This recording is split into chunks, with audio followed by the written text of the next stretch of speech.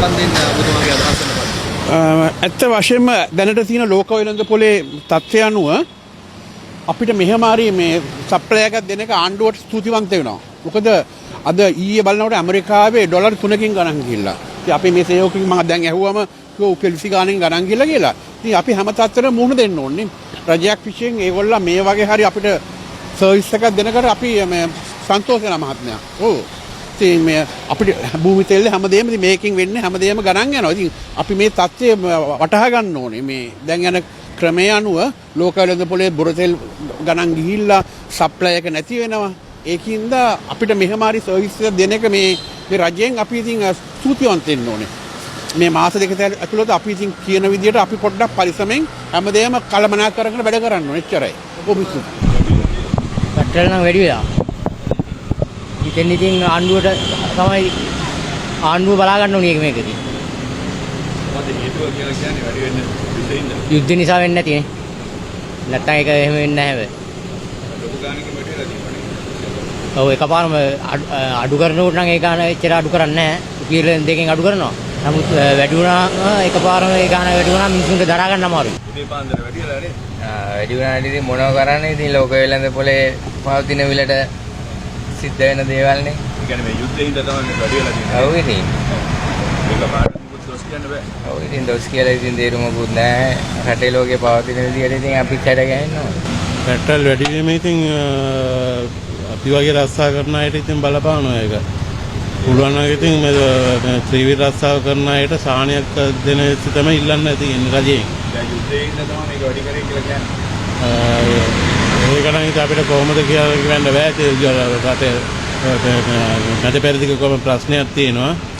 ඒකෙන් දැන් මේ පොරතෙල් මිල කියලා තමයි ඉතින් ප්‍රවෘත්ති වලට කියනවා ඇන්නේ. අපිට ඒක ගැන අපිට තාම අවබෝධයක් නැහැ නේද කියන්නේ. ඒ වුණාට ඉතින් පුළුවන් විදියට බලලා එල්ල මිනිසුන්ට සාහනයක් කරන විදියට රජයෙන් ඉල්ලනවා. මොකද ඉතින් තෙල් මිල සම්බන්ධව? තෙල් සම්බන්ධව ඉතින් මේ තෙල් මිල වැඩි වෙන කියන්නේ පොඩි අපිට මේ පොඩි මේ අප්සෙට් එකක් තමයි කියන්නේ අපිට මේ දැන් අයරක එකින් ගන්නත් බෑ. ඒ වගේ මේ සාමාන්‍යයෙන් දැන් පොඩක් මේ පොඩි ගාණක් එවනම් අපිට දරා ගන්න පුළුවන් නේද? අපිට සාමාන්‍ය ගාණක් කියන්නේ 25 24 කියන්නේ පොඩි ලොකු ගාණක්. ඒක අයරක වැඩි වෙන්න අපිට මේ අයරක වෙඩින් ගන්නත් වෙනවා. අයරක වෙඩින් ගන්න එක අයරක කට්ටි යන්න. මේ යන්නේ තියුණාට මේ අපිට දැන් අයරල තියනකොට අපිට දැන් ලොකු ප්‍රශ්නයක් මුහුණ දෙනවා. මේ අනිත් එක මේ සාමාන්‍යයෙන් මේ තෙල් ඇවිල්ලා පොඩක් මේ ඒක වැඩි වෙලා කියලා එකපාර තෙල් වැඩි වුණොත් ඒත් ප්‍රශ්නයක්. ඒ කියන්නේ එකපාර තෙල් වැඩි වෙන්නේ කොහොමද කියලා තෙල් තියනවා කිව්වා. ඒ තෙල් තියනවා මේ ස්ටොක් කරලා තියගෙන ඉන්නකොට මේ එකපාර දැන් වැඩි වෙනවා කියලා කියන්නේ ආයෙ රටෙන් ගෙනාවේ නෑනේ. ඒතකොට කොහොමද තෙල් වැඩි වෙන්නේ කියලා දන්නේ නැහැ. ඒක නේ පොඩක් මේ ජනතාවට බලන්න ඕනේ මොකද කියලා. මේ ඒවල අපිට කොහොම හරි මේ තෙල් දෙනට මේ ලැබෙන එක ලොකු දෙයක් තමයි. ඒ වගේ පොඩක් මේ අපිට මේ තව තෙල් ඔව් කාණයක් තමයි ඒ වගේ තෙල් උඟක් වැඩි වෙන්නේ නැතුව අපිට හරියට මේ තෙල් ලැබෙනවා නම් ලොකු දෙයක්.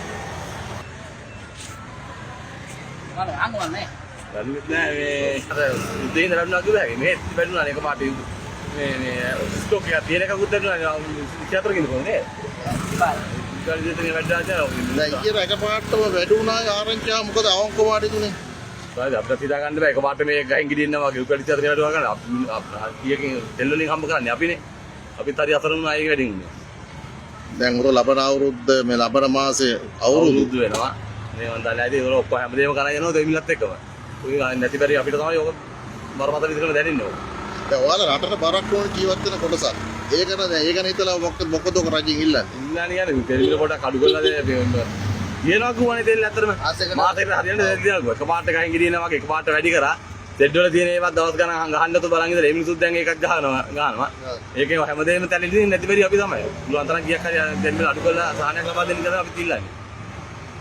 දැන් මේ තෙල් මිල සම්බන්ධව තෙල් මිල කියන්නේ සෑහෙන අපිට පවඩි මේ තෙල් විපාක වැඩි වෙනවා කියන්නේ සෑහෙන ආජනතාවට අමාරුයි අපිට ටැගස් වන්න බෑ ගණක් කියන්න බෑනේ.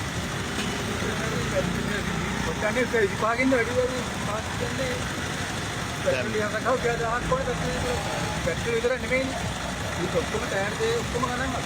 දැන් රුපියල් 100 මිල දැන් කීයට දුවන්න පුළුවන්ද? 100 අපි දැන් ඉතින් 100ක්වත් දැන් ඉතින් 150 කිලෝමීටර් 150 ඊට පස්සේ තමයි අඩුවට දුවන්නේ. දැන් අපි අමාරු තව අඩු ගන්න බෑ කිසි බලන්න මාර්ගෙන්තාවට තමයි අමාරුයි අපිට තමයි හර අඩු වෙනවා අවුරුදු ගන්න පුළුවන් අවුරුදු ගන්න බැරි අවුරුදු ගන්න පැත්තේ තියනවා කිව්වා ඒක ඉතින් අවුරුදු දැන් ගල වැඩුණා විතර ලැබුණා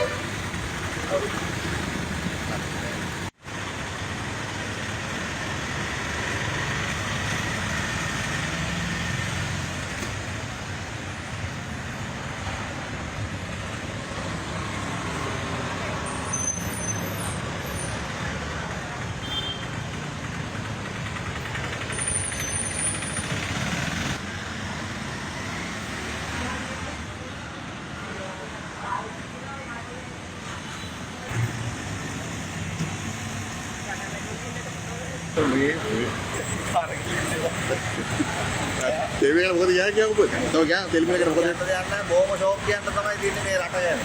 දෙයක් කියන්න දෙයක් නැහැ. ජීවත් වෙන්න පුළුවන් මේම කියලා මේවා කියව ජීවත් වෙන්න නැහැ මැරෙන්න වෙන්නේ.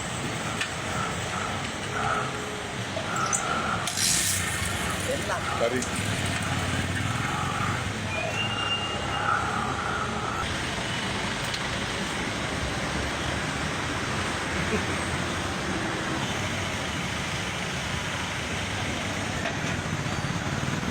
බුදුවට නම කියන්න විසර මගේ නම ඊයේ ප්‍රේමතිලක මම අඹගායට ජනසූත්‍ර සංගමේ ඒකම්වරයා විසිතිව ක්‍රීඩෝන්ගේ සංගමේ කැඳවුම් කරුවටෙන් මගේ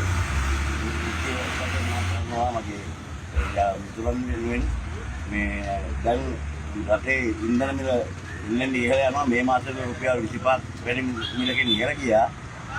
එතකොට අපිට මාස ගණනක් කියලා තෙල් තීරණ කිව්වට දැන් පළවෙනිදා රුපියලකින් වැඩි කරලා ඊයේ රාත්‍රියේ සිට මධ්‍යම රාත්‍රියට රුපියල් 24කින් වැඩි කරලා තියෙනවා. මේ විදිහට ගියාම අපිට පාරිභෝගිකයට මේ අපේ කස්ටමර්ස්ලට මිල වැඩි කරන්නත් බෑ. ඒ වෙනකොට අපිට ඔන්ලයින් අපේ හය ප්‍රමාණය අඩු වෙලා යනවා. ඒ හින්දා අපේ එම මිලටම යන්න නම් මේ අපිට කියන මේ පරණ ඉන්ධන ටිකවත් ඒ මිලට දීලා අලුතෙන් පැමිණෙන ඉන්ධන ටිකවත් මේ වැඩි කරනවා නම් හොඳයි කියලා අපිට හිතෙන්නේ. මේ විදිහට අපේ ජීවිතයේ අනිවාර්යෙන් අනතුරු අපේ රජයෙන් කිසිම රැකියාවක් කියලා නැහැ, කිසිම සාහනයක් කියලා නැහැ. කිසිම දෙයක් නැතුව අපි ජීවත් වෙන්නේ. අපේ ස්වච්ඡයෙන් ජීවත් වෙන අපිට අපේ බඩු බාහිර මිලත් වැඩි වෙලා තියෙනවා. අපිට දැන් ආහාර මිලත් වැඩි වෙනවා මේකෙන්. ඒකට අපි රජයෙන් පිළිතුරක් බලාපොරොත්තු වෙනවා. පදාල්තුමාගේ අදහස මම නම් කතා කරන වැඩක් කවන්න කියනවා. ඉන්දන මේ ඉතින් මේ පිටරට ඉතින් මේ අපේ ලංකාවේ නෑනේ ඉන්දන. පිටරටින් ඉතින් ගේනකොට බොරතෙල් ගේන්න ඕනේ පිටරට. ඉතින් මේ තියෙන තත්ත්වයක් එක්ක ඉතින් මේ බොරතෙල් වැඩි වෙනකොට ඉතින් ඉන්දන මිල වැඩි කරන්න සිද්ධ වෙනවා. සමහරු කියනවා දින 30කට තියෙනවා කියලා කිව්වා. හැබැයි දැන් කොහොමද මේ කලින් ගෙන ආපු ඒවට මිල වැඩි කරේ කියලා? ඒක නම් ඉතින් කියන්න දන්නේ නැහැ. ඉතින් මොකක් හරි ක්‍රමවේදයක් ඇතිනේ ඉතින්. නේද? ඒ කියන්නේ සාධාරණයක් තියෙනවද? මිල වැඩි කිරීම ඉතින් මිල වැඩි කරන්න එනවා. ඉතින් බොරතෙල් මිල වැඩි වුණා මිල වැඩි කරන්න එනවා. ඈ? මේකට මම කියන්න ඕන ට්‍රම්ප්.